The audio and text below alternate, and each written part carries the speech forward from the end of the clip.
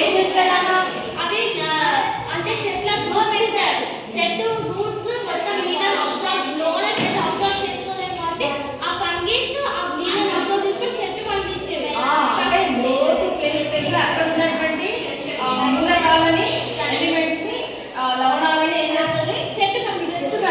అంత మంచి అన్నమాట. మనం వేసే పెస్టిసైడ్స్ ఫర్టిలైజర్స్ వల్ల చనిపోయింది. ఇప్పుడు మనం కొనుక్కొని పొలాలు వేస్తున్నాం. ఎంత మంచి పని చేస్తుంది. ఇలా వేయడం వల్ల ఎక్కువ కూడా చనిపోయాయి. కాబట్టి న్యాచురల్ గానే మనకు పంట వల్ల మనకు సాయిల్ మనమే చేసుకుంటున్నాం. ఇది మిస్ అయినా మంచి